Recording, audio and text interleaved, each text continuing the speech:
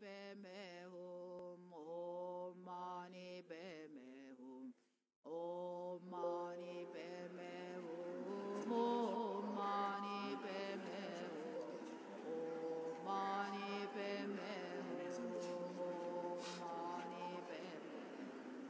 Om Mani Padme Hum, Om Mani Padme Hum, Om Mani Padme Hum, Om Mani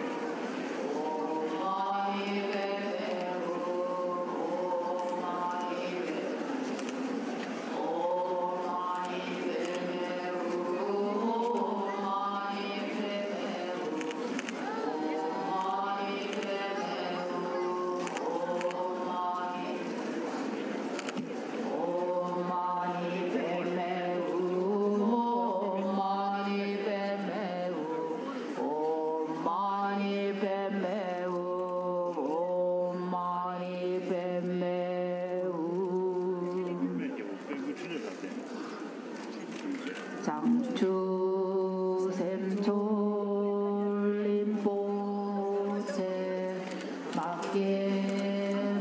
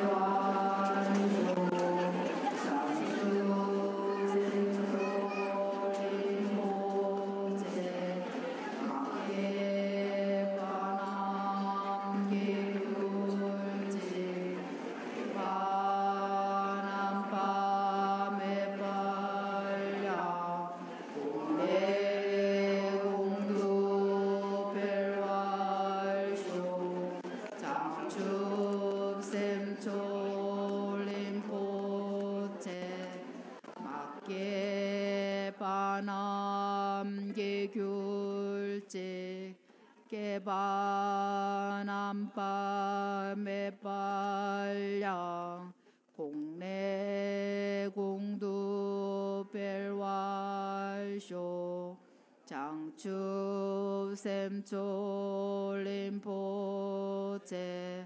막계 반항 개균지 개방방해발량 개귤직 개반암밤에빨량 공내공두별왈쇼 장추샘촐림포체 막계반암개귤직 개반암밤에빨량 공내공두별왈쇼 장추샘촐림포체 막계반암개귤직 개반암밤에빨량 공내공두별왈쇼 장추샘촐림포체 막계반암개귤직 개반암밤에빨량 공내공두별왈쇼 장추샘촐림포체 막계반암개귤직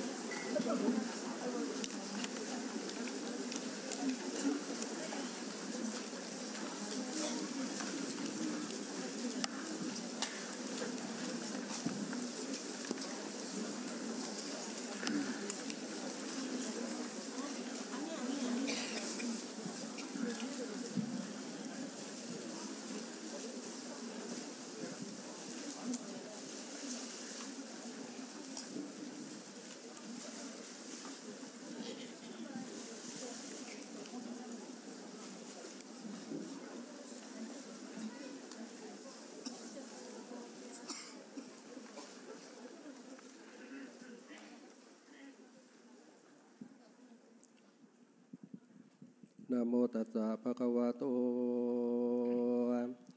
อะระหะโตสัมมาสัมพุทธัสสะนะโมตัสสะภะคะวะโตอะระหะโตสัมมาสัมพุทธัสสะนะโมตัสสะภะคะวะโตอะระหะโตสัมมาสัมพุทธัสสะอิติปิโสภะคะวะอะระหังสัมมาสัมพุทธวิจจจรณะสัมปันโนสุขโตโลกวิทูอนุตตโลปุริสธรรมสาร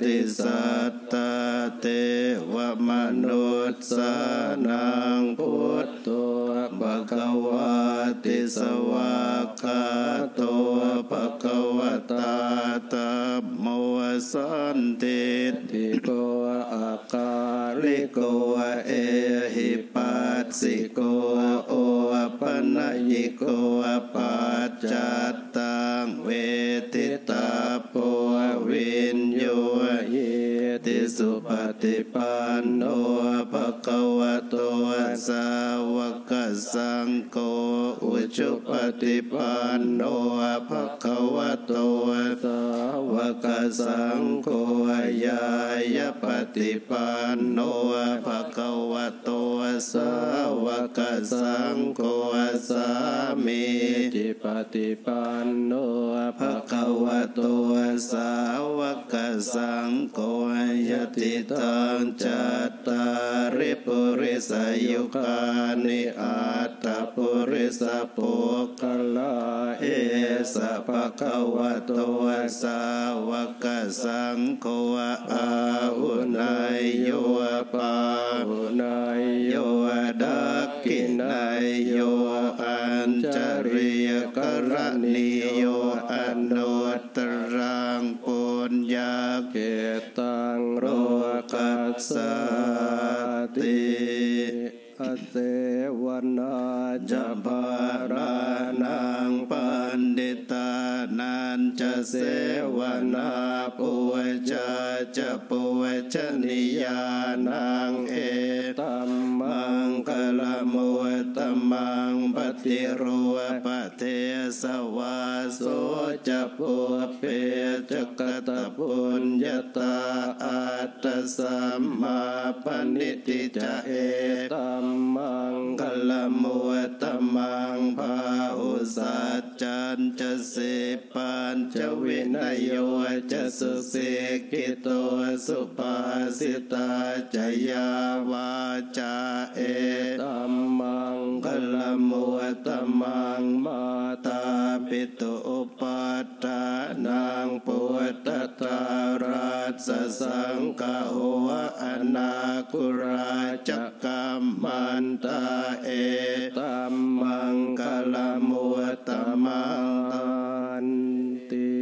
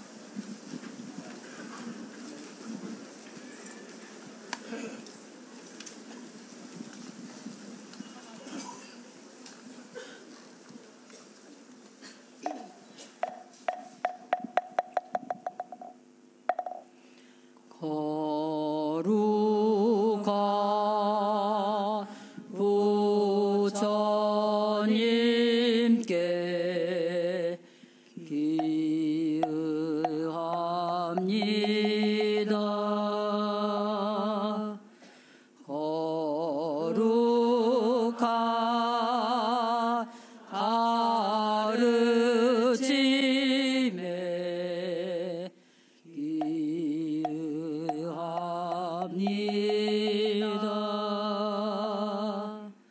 거룩한 스님들께 기여합니다.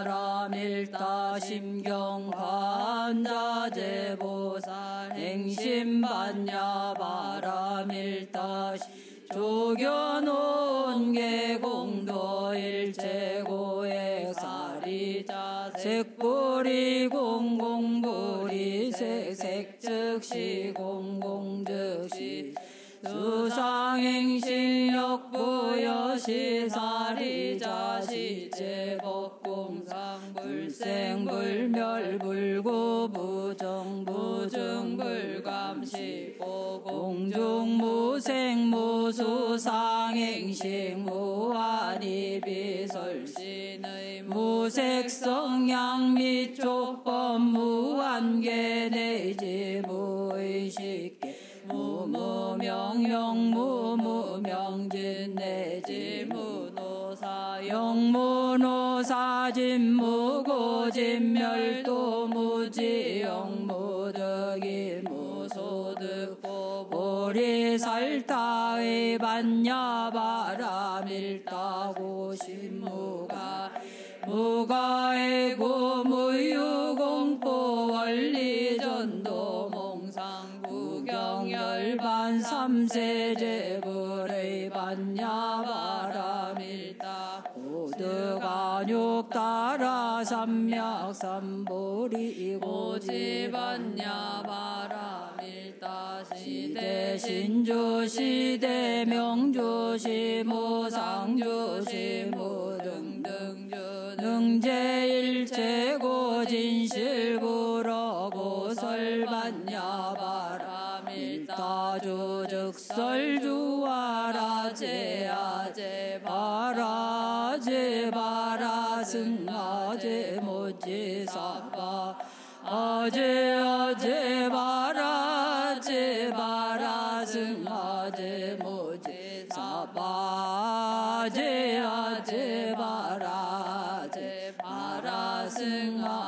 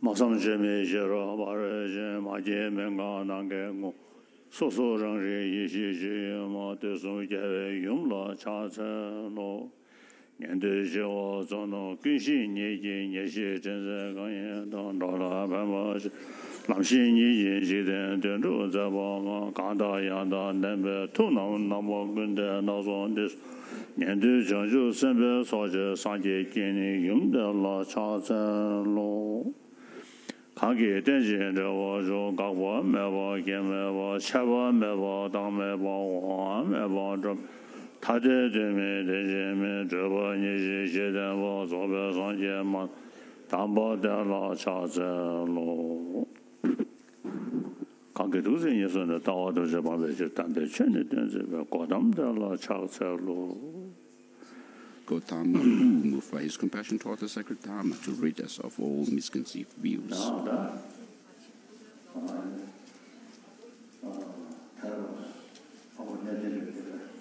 So we have the monks from the Theravada tradition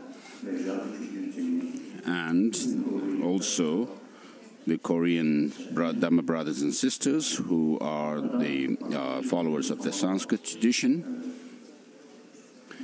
So in other words, all of us gathered here are followers of the Gautama, the Buddha.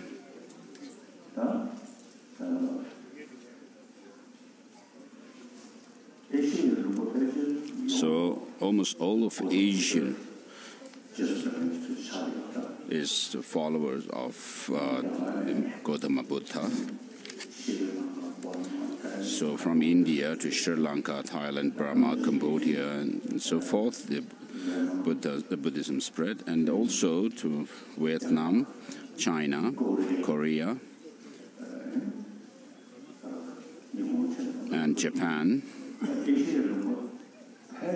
So all these countries and others,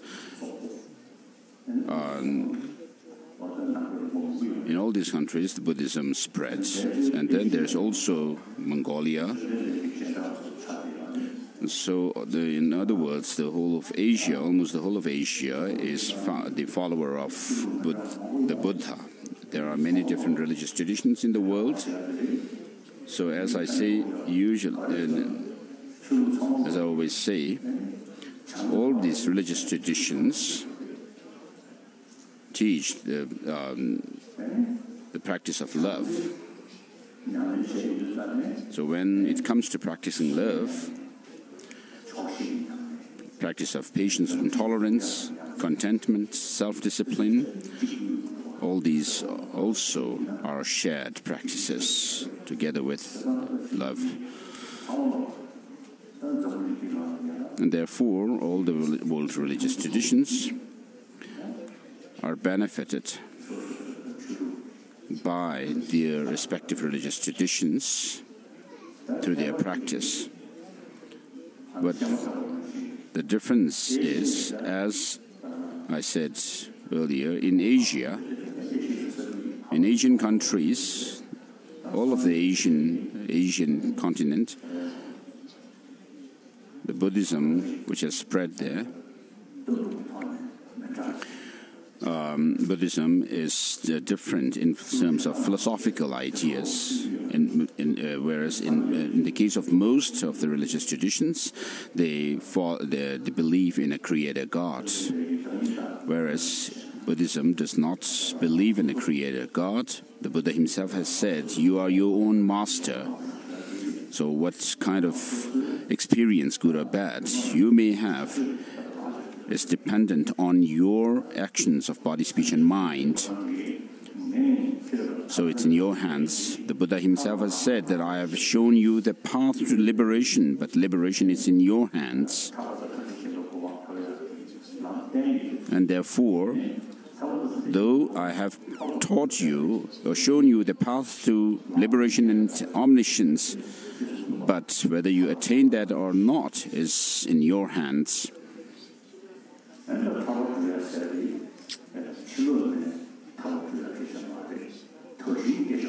So when it comes to attaining liberation or nirvana, it has nothing to do with seeking something from outside, but you have to attain attain it from within your mind,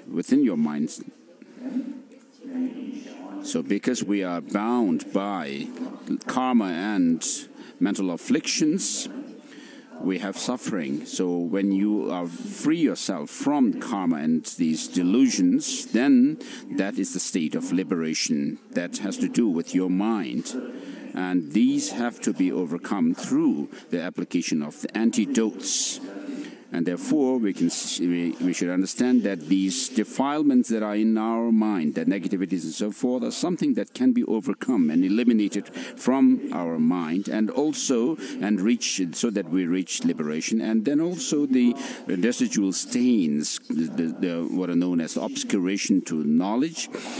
When that is overcome and eliminated from your mind, then you are able to see everything as it is in one instant, and therefore that state is called omniscience.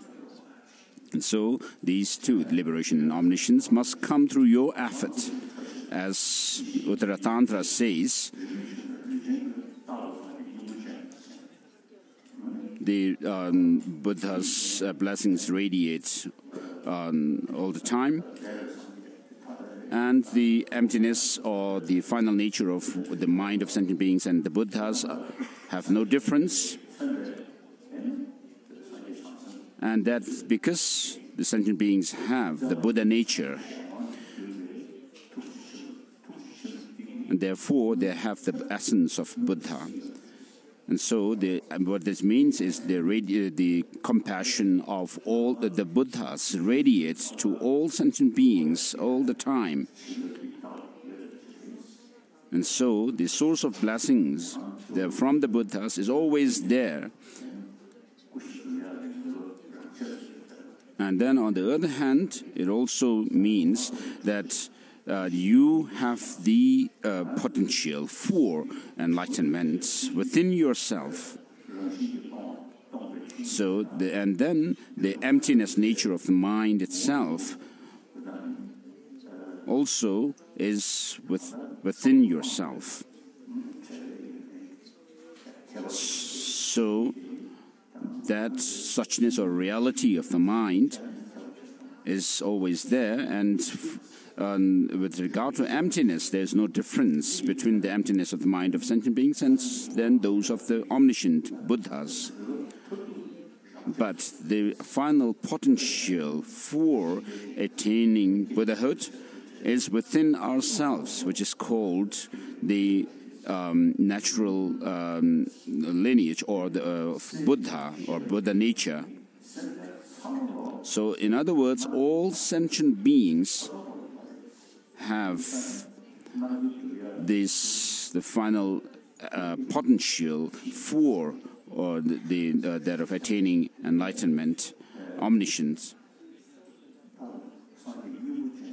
And therefore it says all sentient beings are endowed with this Buddha nature all the time. So in other words, the material for Buddhahood is within ourselves. It's all there. So it depends on our efforts to attain that goal.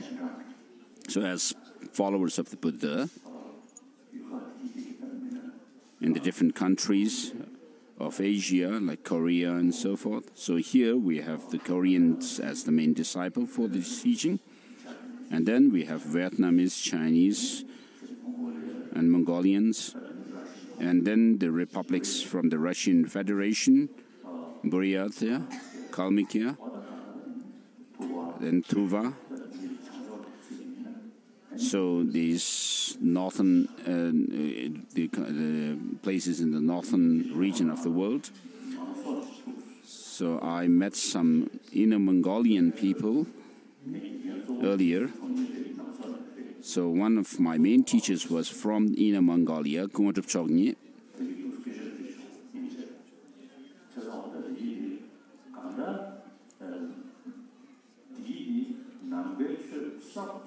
So in these countries, Buddhism is not something new. newly spread, but it has been the traditional religion for over 1,000 years. So I usually say that the Buddha is the son of Asia. So almost all the Asian countries, the Buddha's teaching has spread in almost all these Asian countries.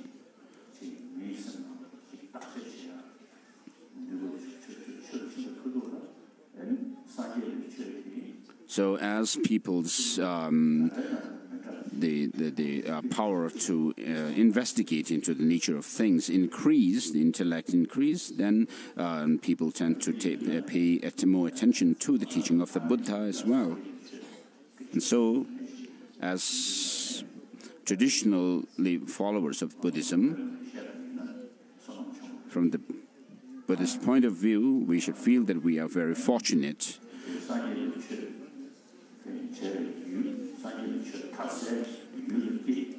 to have been born in places where the Buddha Dharma has spread and where the Buddha Dharma permeates the whole of the area we live in.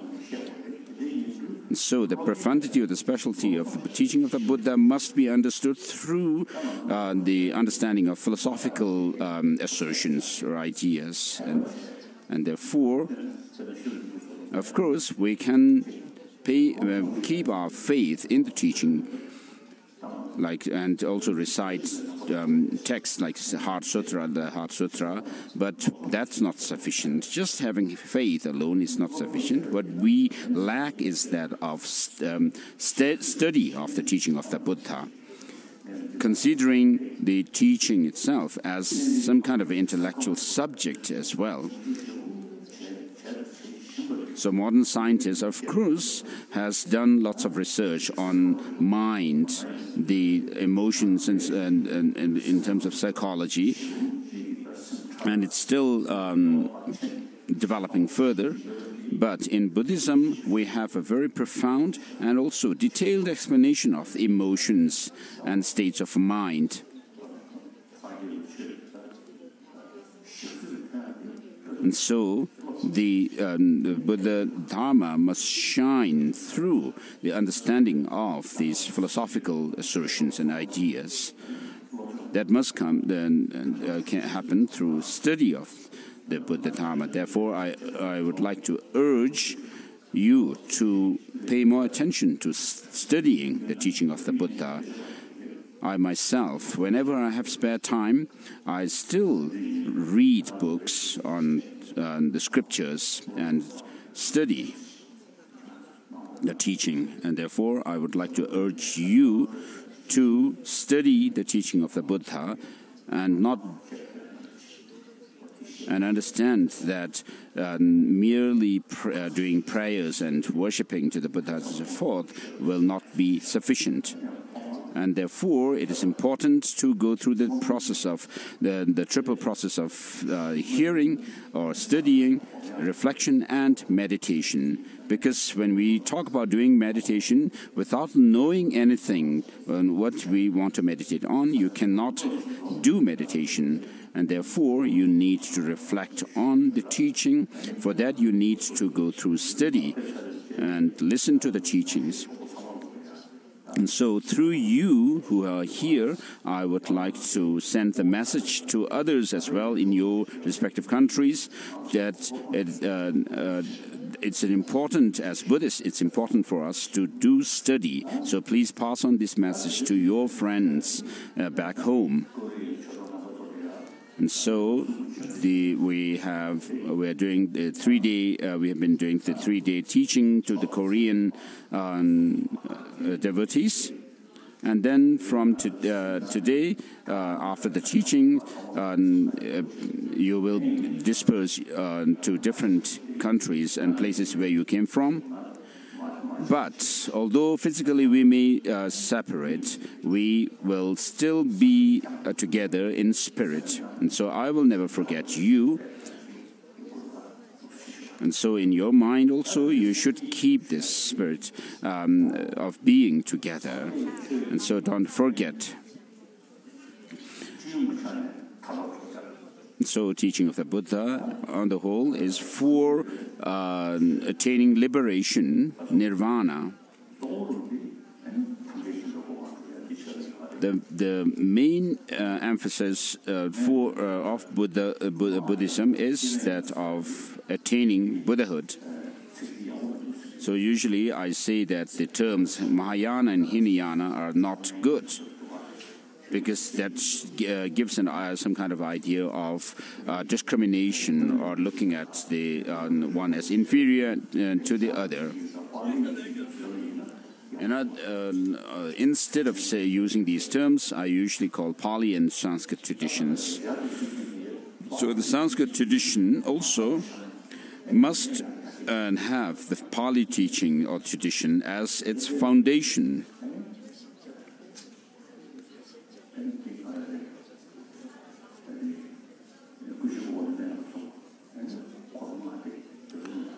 So the Pali tradition was in the beginning given to the five first human disciples, Kunshya Kodinaya, the omniscient Kodinaya, and so forth. And then on the basis of the first sermon of the Buddha, we have the Pali tradition.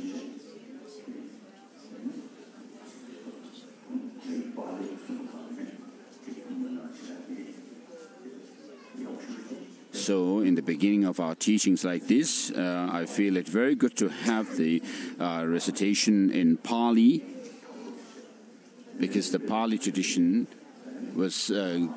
came first in the Buddha's teaching.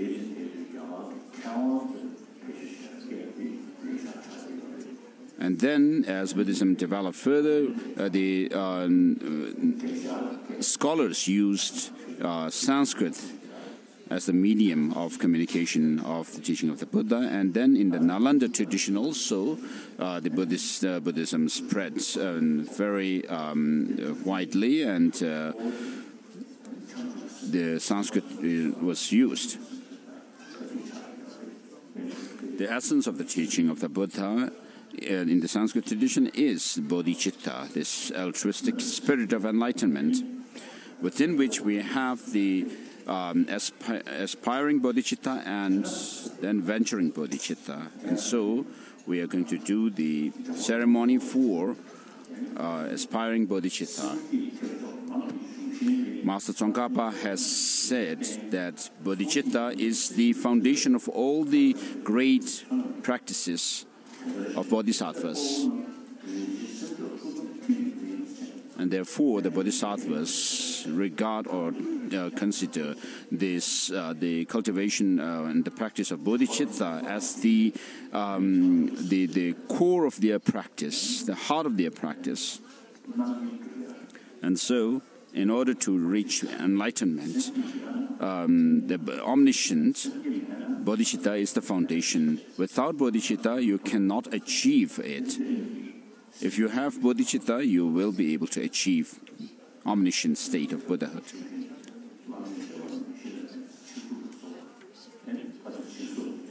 So this is the bodhicitta is the foundation of the highway, or the yardstick of the great vehicle. It is the foundation of all the bodhisattva practices, such as those of the six perfections and so forth. So even if you may have developed the wisdom of emptiness, but without the help of bodhicitta, you will not be able to eliminate or overcome the cognitive obscurations. Although you may be able to do away with or abandon that of the negative emotions, the mental afflictions. So bodhicitta is like the gold elixir to those of the accumulations of merit and wisdom.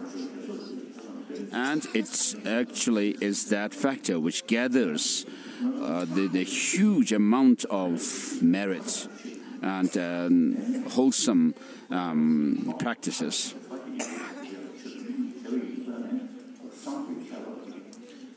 And so, when you cultivate bodhicitta, it is done with the intention to help all sentient beings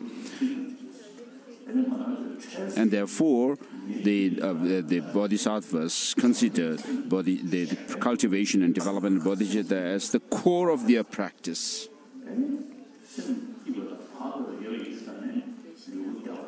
And so when you are altruistic, you will have peace of mind that in turn helps your physical health as well. And so you will have good health. As Master Shantideva says in Bodhisattva Charyavatara, it will lead you from blissful states to blissful states. He says that which sensible person would feel discouraged to ride the horse of bodhicitta, which leads one from bliss to bliss. And therefore, when you have this determination, the inner strength of bodhicitta and the courage, you will also go to the length of making such determinations as to become a varieties of sustenance for sentient beings, like those of the elements. And then you will also have this determination to work for sentient beings as long as space remains, as long as sentient beings remain. Until then, may I too remain to dispel the miseries of the world. And at the end of the 3rd chapter, he makes this prayer. Today, in the presence of all the saviors, I invite the world to be guest at the festival of this final the Tathagatahood, and in the meantime, that of their temporary goal. May gods, demigods, and all be joyful. So, with regard to the practice of bodhicitta, it has the foundation of morality, ethics. So, because the temporary and the ultimate happiness come on the basis of, or in dependence on, sentient beings, if you think well, the sentient beings who are as infinite as the expanse of space, when we actually think of them to benefit them, it is very powerful.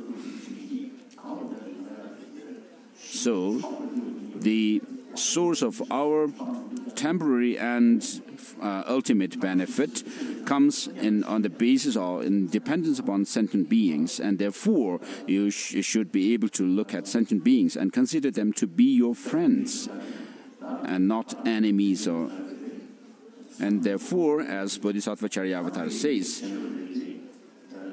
the Buddhahood, of course, comes through the blessings and inspirations of the Buddha, but half of that goal, the final goal, resultant state, comes in dependence upon sentient beings as well. And therefore, why do we venerate the Buddhas but not sentient beings? Shantideva says. And when we develop bodhicitta, this genuine spirit of altruistic spirit of enlightenment, then everything and everybody will actually look positive to us. And therefore, today we are going to do the aspiring bodhicitta ceremony. So for that, the Lama himself must be someone who has the bodhisattva vows. I did especially that of the self-entry or self-initiation, and took bodhisattva vows. I do take bodhisattva vows on a daily basis, but especially today I did. The ritual for bodhicitta.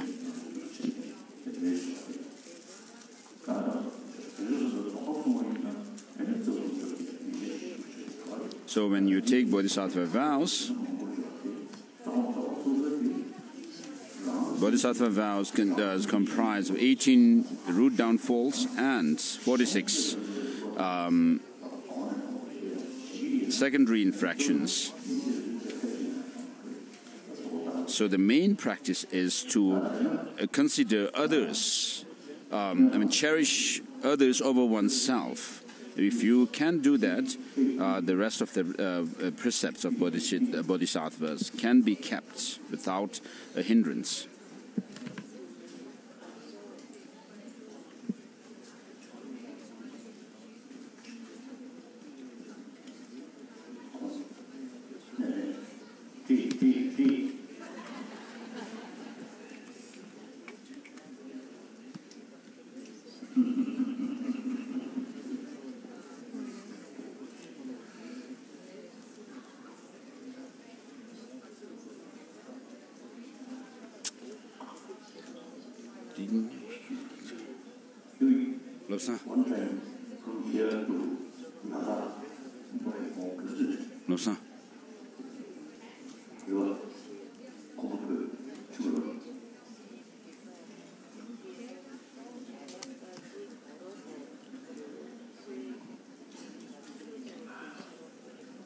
Excuse me.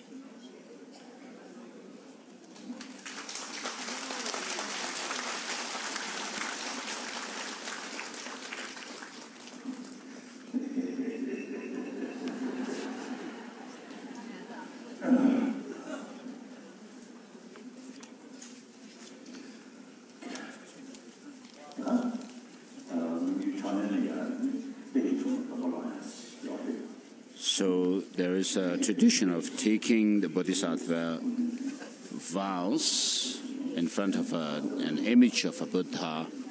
And so I did that earlier.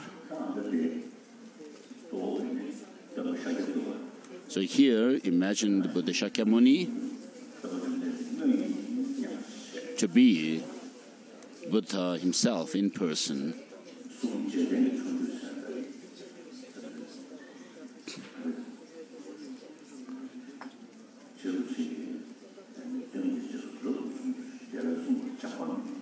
Master Tsongkhapa says, I, a monk following the teaching of the Buddha, pay my respects to him.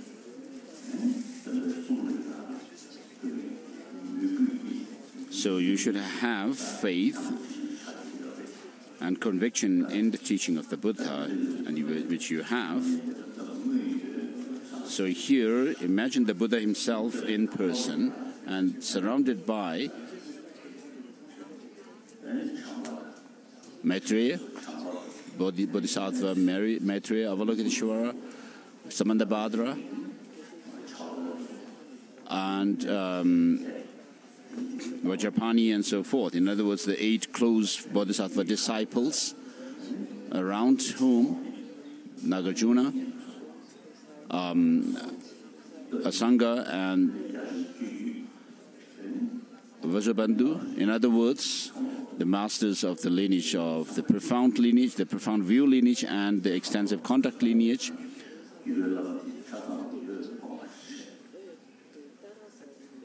In other words, all the lineage lamas or masters.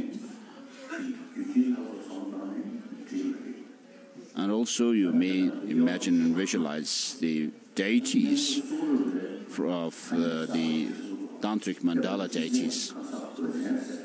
And here we should actually be able to make a distinction between the general structure of the teaching of the Buddha and the specialized teachings.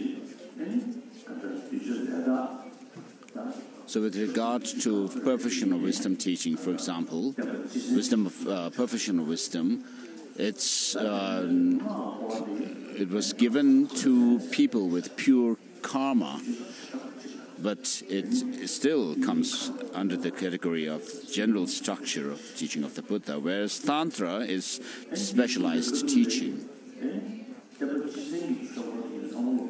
So Tantric teachings were given to very specific disciples, and the general teaching of the Buddha was given by the Buddha and himself appearing in monastic robes,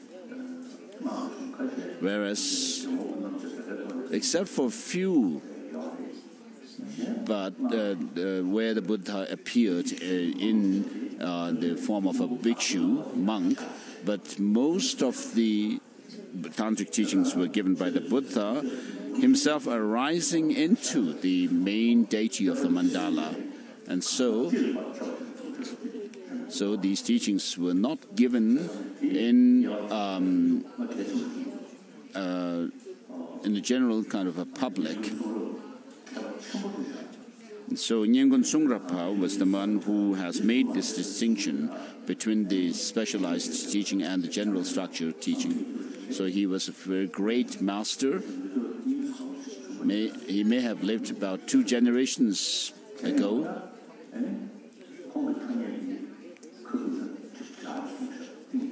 So he has used these terms, general structure and tailored or specialized teachings. So I interpret him to mean that the general structure teachings referred to is a reference to the Sutrayana, and the Tantra is those of the specialized teachings. In China, and of course, in China, tantric teachings also spread, such as the Vajradhatishwari.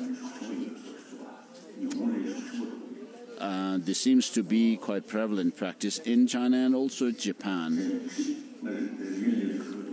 When I was in Japan one time, they showed me some a bell with different forms of deities on top. So they have the prevalent practice of Vajradhatishwari, and so there is this common practice of Tantra. So Tantra is a specialized, especially tailored teaching for specific disciples. Whereas in Tibet,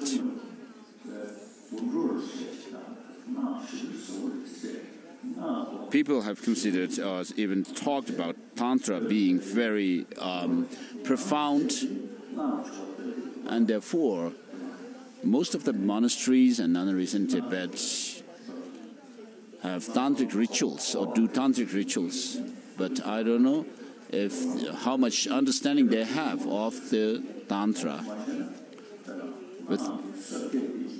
Without really knowing and understanding the general structure teaching well, you cannot actually understand the profundity of Tantra itself. So without, for example, understanding of emptiness, there's no way you can actually arise in the form of the deity within the meditation on emptiness, whereby the perceived object transforms into the deity. So, in other words, with regards to the selflessness, both tantric, the selflessness of persons and phenomena are come in the tantric practices. So, in other words, in any kind of tantric ritual and practice, we have to meditate on emptiness, and from within that state of emptiness, then you transform into a deity. And therefore, in order to practice this specially tailored teaching, specialized teachings for specific disciples, there is you, without having the understanding and the experience of the general structure teaching, there's no way you can do that practice. And so, within the tantric practices, there are those of the practices for extensive, extending one life span and so forth, and also the peaceful practices, and those of the wrathful and subjugation. So these are meant to be practiced by qualified disciples. So, without having the foundation of bodhicitta and this view of emptiness, there's no way you can actually do tantric practice.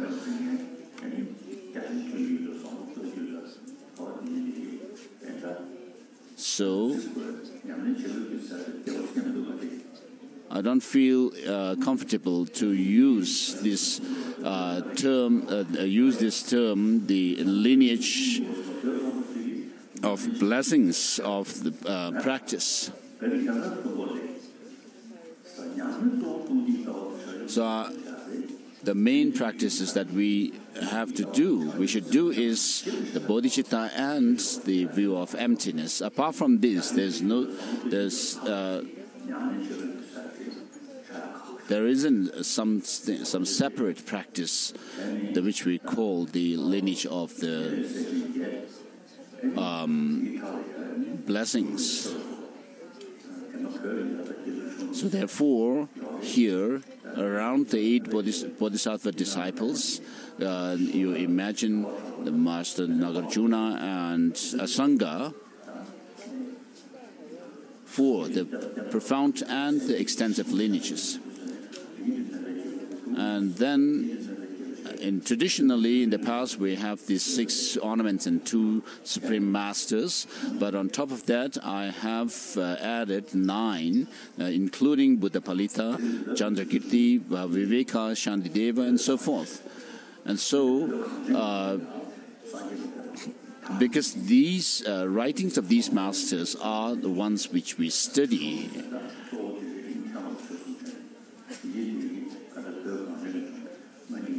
and then you should imagine those of the Nyingma masters of the Nyingma lineage, and beginning with those of Master Padmasambhava, Abbot Chandarakshita, and the King Chisung Detsen, and also the Kadam tradition and Jonang. So, in other words, lineage masters of the Sakya, Gelo, Kagyu, and Nyingma traditions, as well as Jonang tradition, and also because the Korean Buddhism spread from China to Korea, you can imagine and visualize Tangsan Lama Xuanzang, who spread Buddhism from India to China, and other Chinese masters, and also you may imagine the past Korean masters of the teaching, and then those who have come from countries like Japan, Vietnam, and so forth. You should also imagine the past masters who have spread the teaching of the Buddha in your land, and also those who have kept or preserved and promoted this tradition in your lands. So I am like a messenger here of the Buddha, the great, the kind and compassionate Buddha. So we should say the 7-limb practice first. Whether we go through some ritual or not doesn't matter, but we should think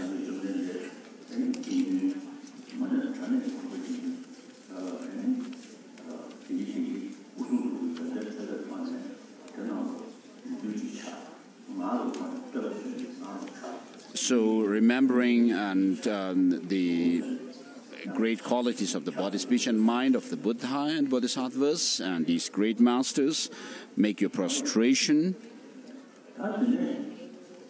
So that's the first limb.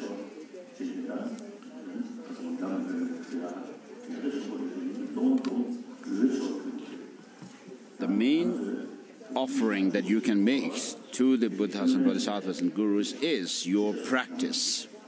Of course, you can make offerings of material things. So even if it may be a very short moment, when you generate and cultivate bodhicitta and the view of emptiness, the wisdom of emptiness, that could be also used as offering of your practice.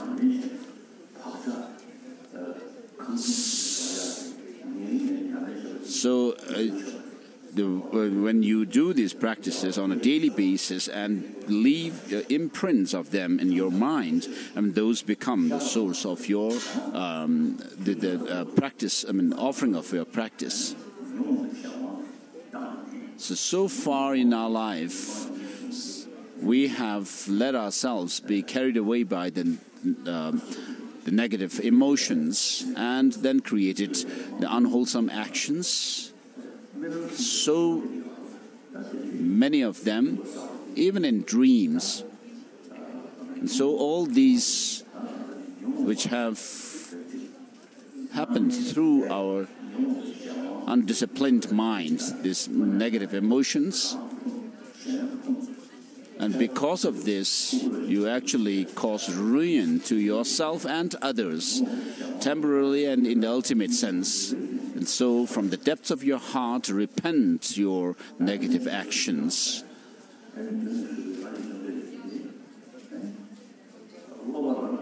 So that's the third limb. And then next is rejoicing. So the Buddhas and Bodhisattvas have become enlightened and reached the high states of spiritual development through their practice. And they were not enlightened or highly realized without doing any practice. So these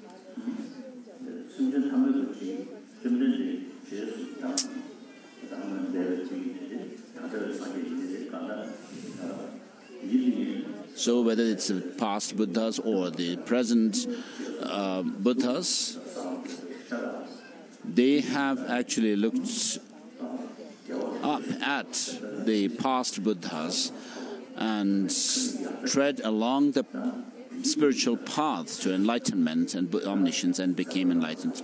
And then what they do is serve other sentient beings. And so we should rejoice in their great deeds of helping all sentient beings. And then next is requesting the Buddhas to teach the Dharma. So in order for us to eliminate our ignorance, we are requesting the Buddhas to turn the wheel of Dharma.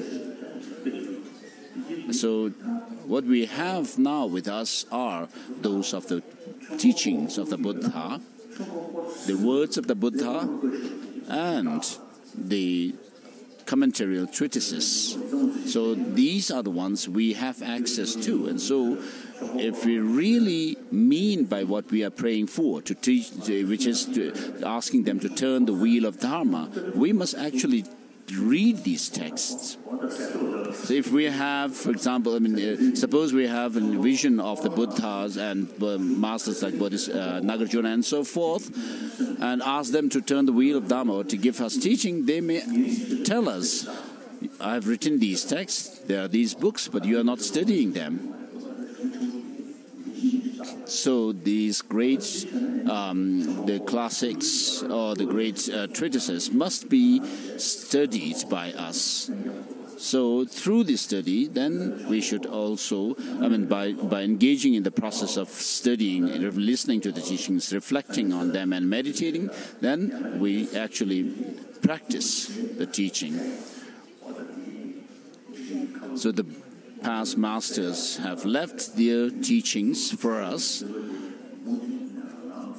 So, in other words, what we are praying also for is that their teachings may survive longer, continuously. And so, the masters from whom we can actually receive teachings directly, and we should also pray for them not to pass away, and also to the Buddhas and Bodhisattvas not to pass away. And then, having done these practices, whatever merit or wholesome actions we may have created must not be used or for the well-being in this life alone, or welfare and wealth and so forth, long life, for this life alone, in this life alone, but we should dedicate them for attaining Buddhahood for the benefit of all sentient beings, the infinite number of sentient beings across the expanse of space. And so with these in mind, with having done the 7-limb prayer, please kneel on your right knee for the Bodhisattva aspiring Bodhicitta ceremony.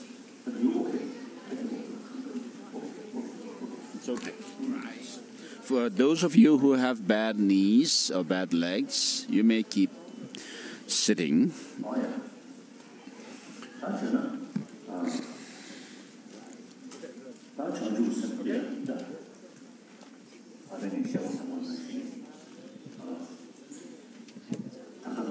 So just as I have explained, so the Buddhas and Bodhisattvas whom we are visualizing, so there's no greater teaching that they can give apart from the teaching on bodhicitta and the view of emptiness. So this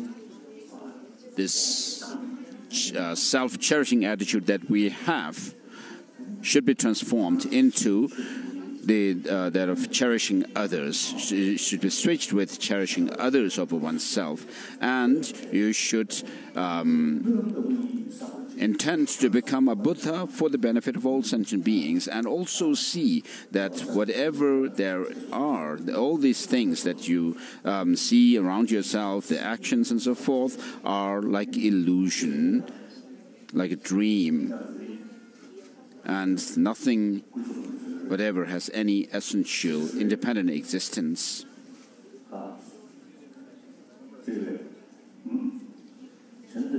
So please repeat these lines after me.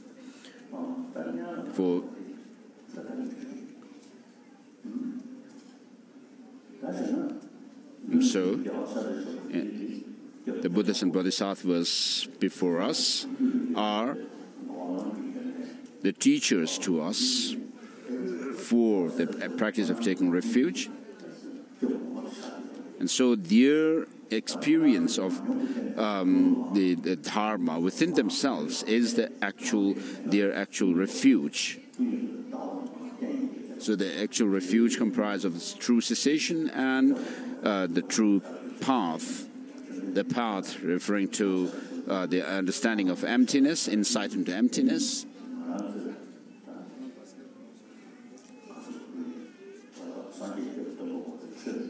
So the Buddha is regarded as the teacher, and the actual refuge is the Dharma.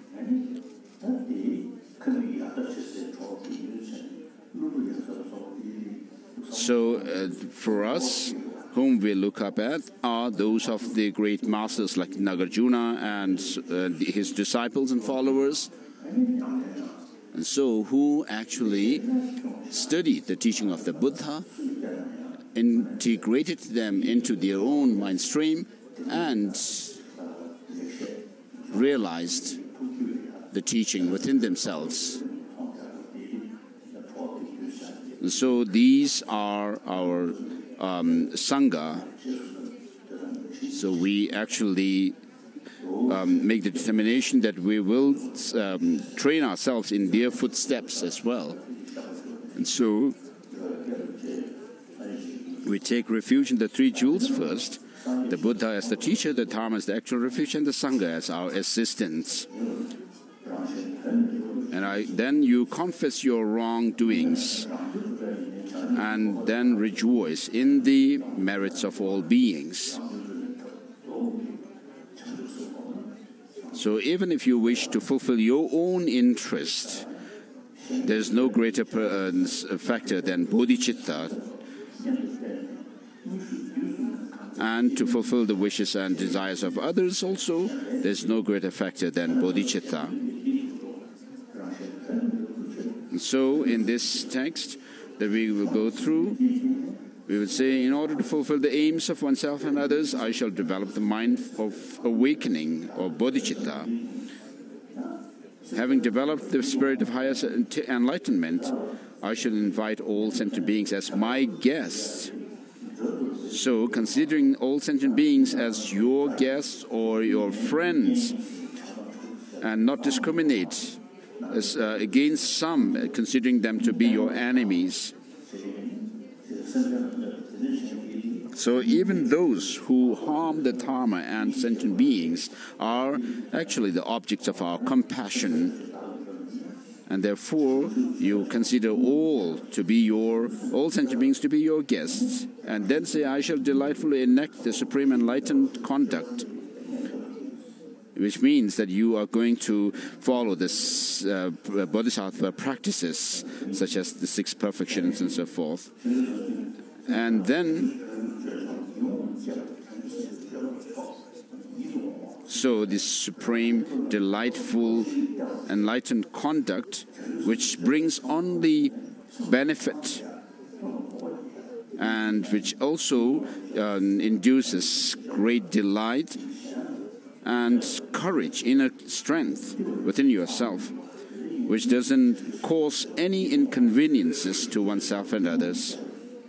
So, therefore, this bodhicitta, or the bodhisattva practices, are the delightful, supreme, enlightened conduct.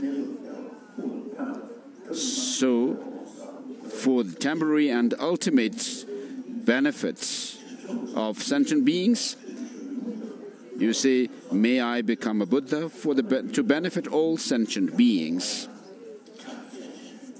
So, with these in mind, please repeat, I seek refuge in the 3 jewels. I confess each wrongdoings individually. I rejoice in the merits of all beings. I take to heart the state of Buddhahood. I go for refuge until I'm enlightened to the Buddha, the Dharma and Supreme Assembly. In order to fulfill the aims of myself and others, I shall develop the mind of awakening. Having developed the spirit of higher enlightenment, I shall invite all sentient beings as my guests. I shall delightfully enact the supreme enlightened conduct. May I become a Buddha to benefit all sentient beings. Please repeat for the second time. I seek refuge in the 3 jewels. I confess all wrongdoings individually. I rejoice in the merits of all beings. I take to heart the state of Buddhahood. I go for refuge until I'm enlightened to the Buddha, Dharma, and the Supreme Assembly. In order to fulfill the aims of myself and others, I shall develop the mind of awakening, having developed the spirit of highest enlightenment. I shall invite all sentient beings as my guests. I shall delightfully enact the supreme enlightened conduct. May I become Buddha to benefit all sentient beings. So at the end of the 3rd repetition now, you are going to develop or generate that of the aspiring bodhicitta. So when you say, I shall delightfully enact the supreme enlightened conduct, you are saying that you will engage in all the bodhisattva practices correctly. So which is to try to achieve the interest of others.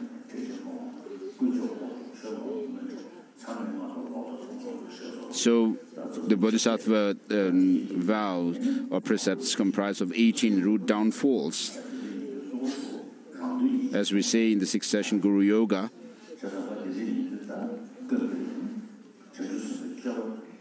so not praising oneself and despising others and so forth. So you develop bodhicitta, and having developed this aspiring bodhicitta, then when you make the pledge that you will engage in the bodhisattva practices and say, I shall delightfully enact the supreme enlightened conduct, may I become Buddha, then you are taking the bodhisattva vows.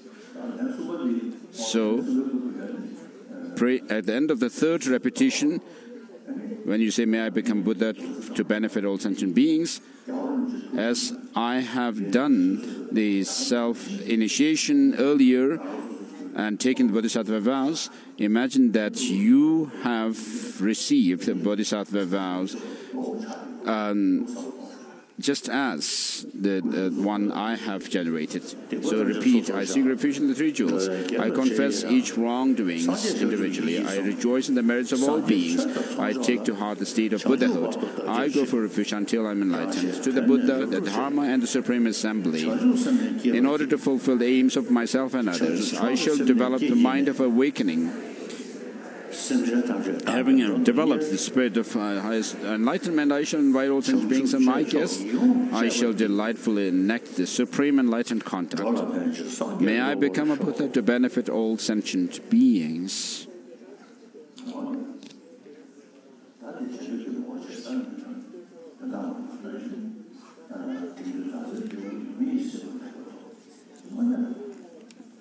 So today my life has borne fruit. I'm born into this perfect human life. So having been born in a country, Buddhist country, you have so far, although you may have been born in a Buddhist country or place, you have not been able to pay attention to the Dharma.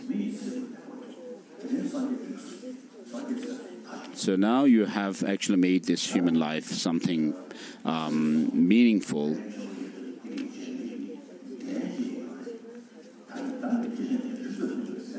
So, having generated the bodhicitta, you also have to feel that you have some duty to perform, which is to help others and not to cause or tarnish this bodhicitta.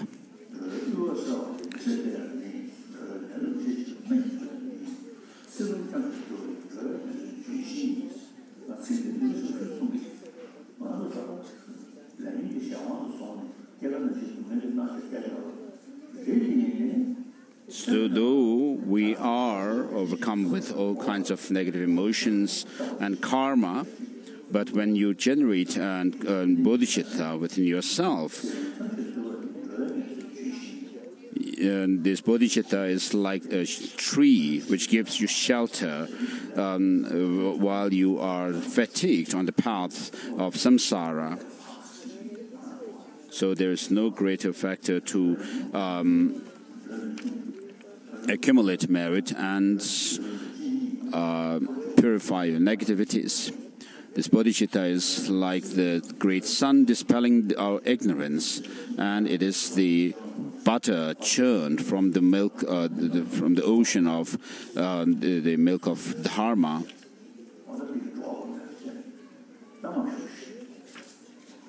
So please sit down.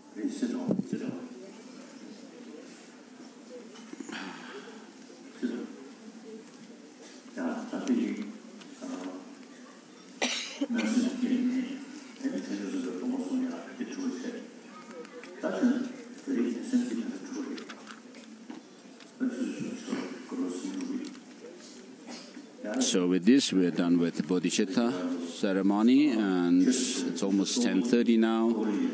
So the main disciples for this teaching this time are our Korean brothers and sisters, Dharma brothers and sisters. I have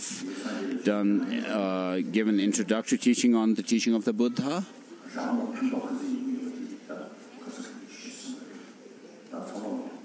So by doing the practice of the Dharma, I have already explained how much benefit you can draw from it.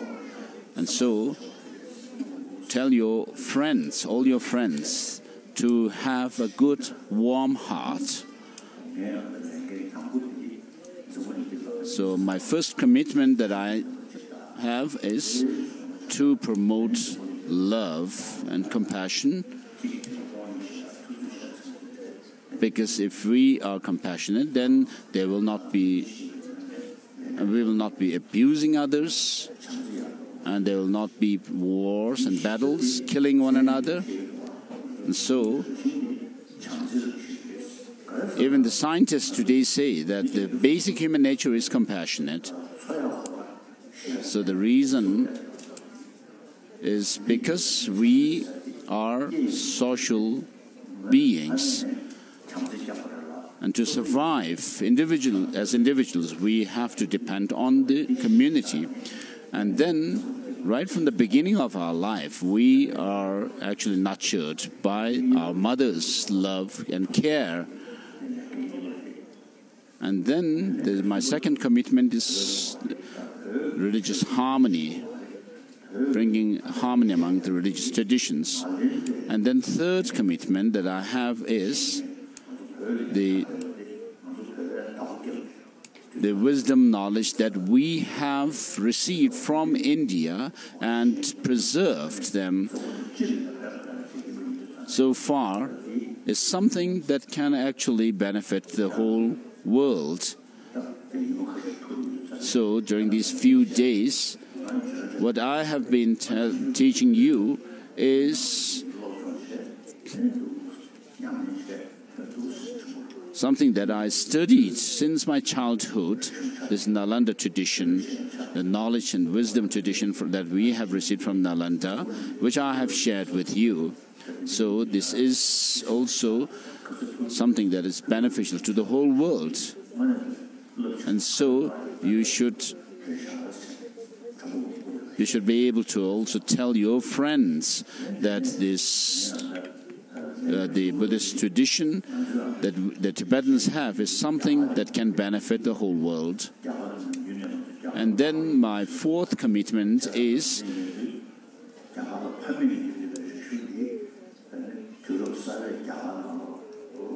to revive the ancient Indian wisdom knowledge in modern India.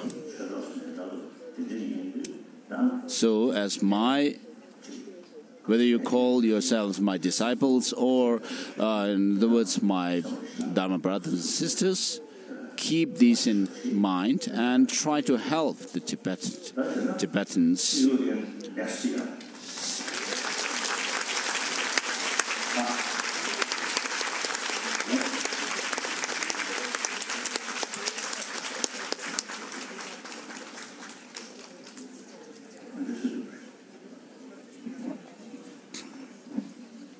So earlier His Holiness was reciting these lines from Bodhisattva Charyavatara, 3rd chapter, in order to further increase it. From now on, those who with discernment, who have lucidly seized an awakening mind in this way, should highly praise it in the following manner. Today my life has borne fruit, having well obtained this human existence. I have been born in the Buddha family, and now am one of Buddha's children. And thus, whatever actions I do from now on must be in accord with his family. Never shall I disgrace or pollute this noble and unsullied race. Just like a blind man discovering a jewel in a heap of rubbish, likewise, by some coincidence, an awakening mind has been born within me.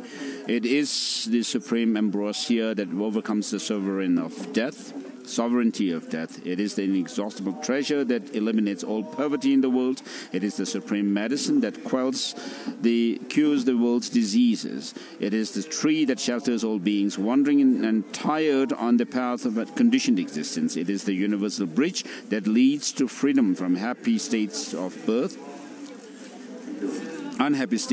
It is the dawning moon of the mind that dispels the torment of disturbing conceptions. It is the great sun that finally removes the misty ignorance of the world. It is the quintessential butter from the churning of the milk of Dharma.